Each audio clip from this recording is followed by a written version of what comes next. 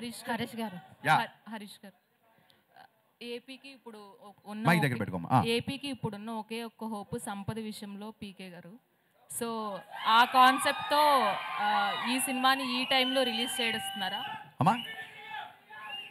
ఆ కాన్సెప్ట్తో ఈ టైంలో ఈ సినిమా రిలీజ్ చేస్తున్నారా? లేదండి, అలాగేం లేదు. నేను ఎప్పుడు కూడా మొన్న కూడా చెప్తాను, కళ్యాణ్ గారి సినిమా గురించి కానీ ఉస్తాద్ గురించి క్వశ్చన్స్ వేసినప్పుడు it will give a wrong signal అండి. నేను just because I'm working with Pavan Kalyan garu ఆయనతో సంబంధించిన క్వశ్చన్లు తీసుకుంటూ లేకుంటే ఆయన అడ్డం పెట్టుకుని ఈ సినిమాని ప్రమోట్ చేసిన అది నాకు ఇష్టం లేదండి.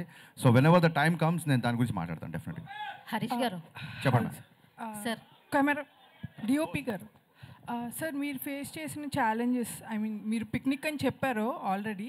So what are the challenges you faced while filming as a camera person? Honestly, nothing. To be honest, he's very clear, extremely clear. When Anna comes on set, he's also very clear and very, very friendly. And if you say, Anna, can you try this?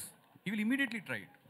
So when everybody is helpful, then there is actually, that is why I said it's a picnic. There was no challenge. Only challenge may be that sometimes when we are shooting outdoor, maybe sun will come and go. That's the only challenge. Otherwise, it was genuinely amazing to shoot this film. Harishankar గారు, మా fan side నుంచి ఒక చిన్న request. మొన్న teaser launch ఈవెంట్లో heroine గారు step వేశారు. So ఇప్పుడు మీరిద్దరు కలిసి ఒక స్టెప్ వేయాలి. Repel డపుల్ song. మీ పేరేంటి సార్? సంజయ్ నా పేరు. నాకు షారుఖ్ ఖాన్తో స్టెప్ వేయాలి. కుదరదు కదా.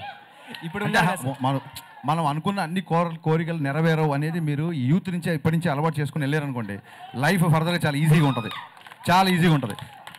హరీష్ గారు సార్, ఇక్కడ నా పేరు Vijayan. Yes ma'am. Sir, August 15th Sholay release అయిందన్నారు. అంటే ఇప్పుడు బచ్చన్ గారిది మళ్ళీ అదే ఆగస్ట్ 15th రోజు ఈ మూవీ రిలీజ్ చేయడానికి ఇది కోఇన్సిడెన్సా లేకపోతే మీరు కావాలనే? ప్యూర్ కోఇన్సిడెన్స్ అండి, ప్యూర్ కోఇన్సిడెన్స్. చెప్పే కదా, మాకు 40 days బిఫోర్ వరకు కూడా మేము సినిమా రిలీజ్ చేసిన తెలియదు.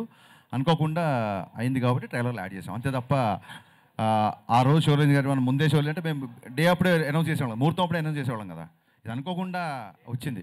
షోలే రిలీజ్ అయింది అనేది ఆ 15th డేట్ గుర్తుంటుందండి అని చెప్పాను తప్ప మేము ఇంకో షోలే ఇస్తున్నామని కానీ లేకపోతే షోలేలాగా మిస్టర్ బచ్చన్ అవుద్దని కానీ అసలు అలాంటి అర్థాలు ఏం లేవండి.